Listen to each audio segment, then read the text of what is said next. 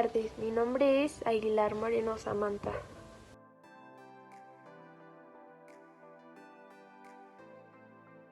Biografía de Luis Echeverría Álvarez.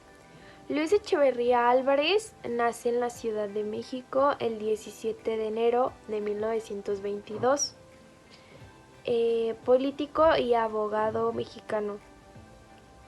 Miembro del Partido Revolucionario Institucional y presidente de México del 1 de diciembre de 1970 al 30 de noviembre de 1976.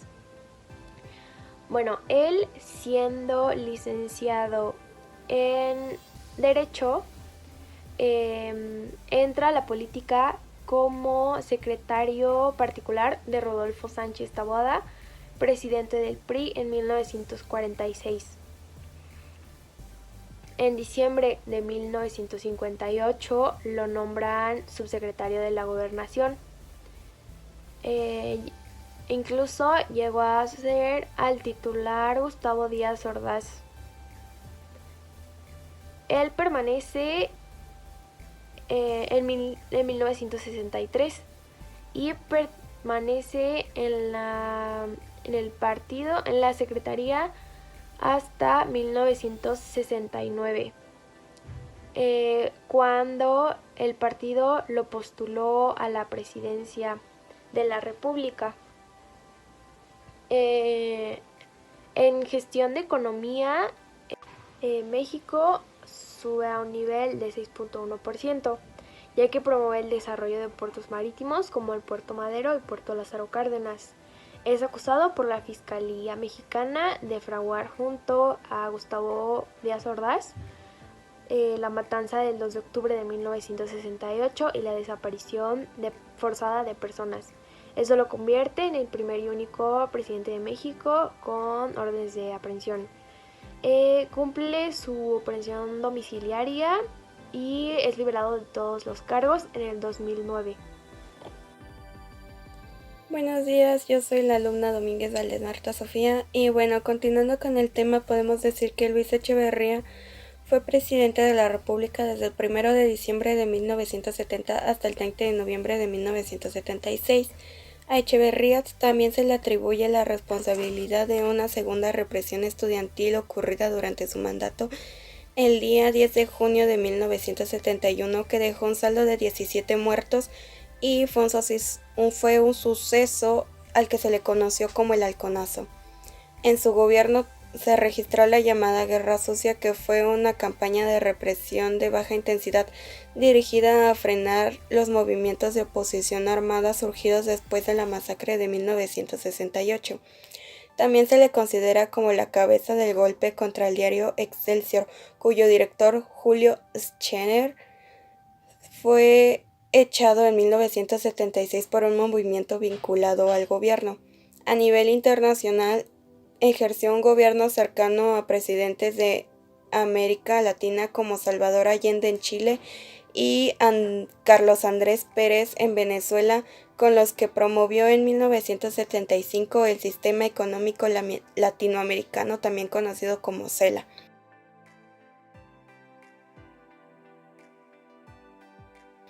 ¿Qué hizo? Luis Echeverría Álvarez tenía una ideología principalmente basada en la ideología nacionalista, la cual se veía reflejada en la importancia que le daba a la explotación del petróleo. Una ideología que se basaba en el pluralismo político y en el uso de la monopolización del poder. Estableció una política de apertura con el objetivo de poder restaurar la vida democrática en el país. Buscó la forma de convertir el comercio en un asunto más diverso, de incluir más tecnología y de mejorar las fuentes de financiamiento. A pesar de sus esfuerzos, la inflación del país aumentó de forma considerable y se dio la devolución del peso ante el dólar. Se encargó de darle asilo político a varios exiliados de América del Sur, pero también tuvo mano firme contra los movimientos de izquierda nacional. Hola, mi nombre es Yaritzi Jiménez Sexenio. Desde el inicio de su administración, Echeverría intentó distanciarse de su responsabilidad en la expresión del movimiento estudiantil de 1968, mediante un discurso de apertura hacia los jóvenes universitarios, especialmente a los de la UNAM.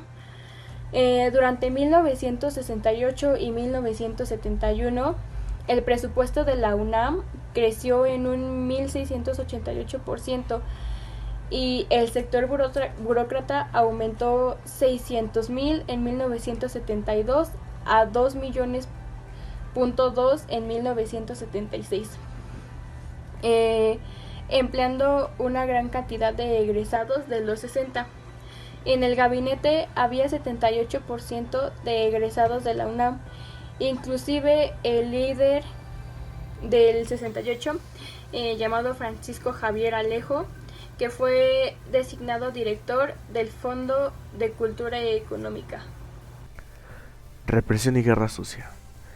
El 10 de junio de 1971 tuvo lugar una manifestación estudiantil en la Ciudad de México en apoyo a los estudiantes de Monterrey.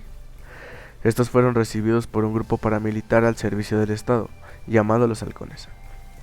El presidente ordenó la represión a la misma, aunque públicamente se desligó de los hechos y pidió la renuncia del entonces jefe del Departamento del Distrito Federal, Alfonso Martínez Domínguez.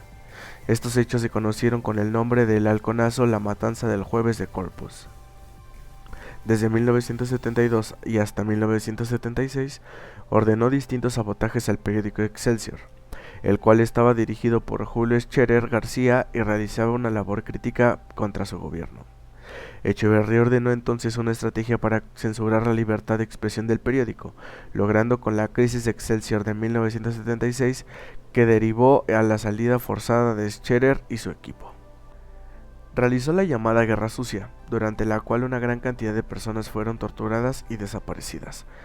Durante su gobierno fueron asesinados los guerrilleros Genaro Vázquez y Lucio Cabañas. Al apogeo de su sexenio, se desató una ola de secuestros y asaltos a bancos por grupos guerrilleros de izquierda.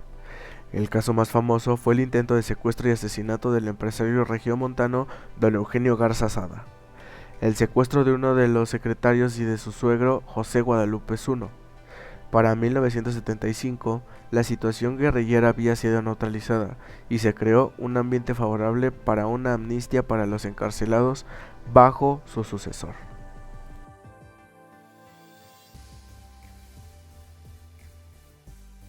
Política económica.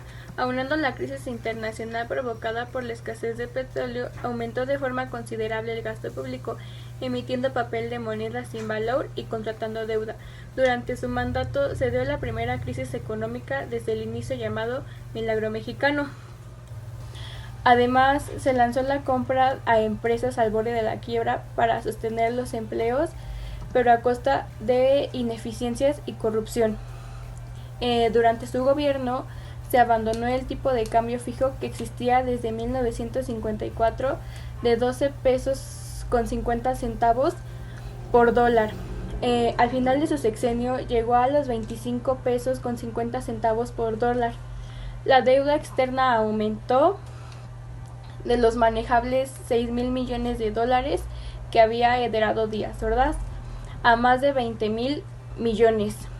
El presidente estadounidense Richard y Luis Echeverría haciendo una inspección de tropas de 1972.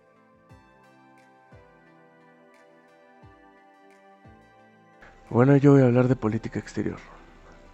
Él realizó viajes por Asia, Europa, África, Oceanía y América Latina. También tenía un gobierno con regímenes socialistas muy parecidos a los de Cuba y Chile. Él le da asilo a Hortensia Bussi, esposa del presidente Salvador Allende, tras su muerte después del golpe de estado de Augusto Pinochet. Él le da asilo político también a muchos de los exiliados después de las dictaduras en América del Sur. Pero como se mencionaba anteriormente, él tenía mano dura con los movimientos de izquierda nacionales.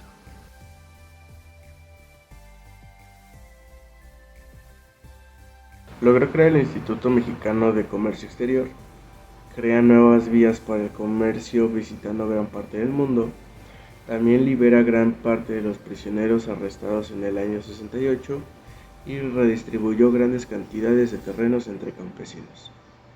Mejoró y amplió los programas de vivienda, de seguridad social, transporte y educación.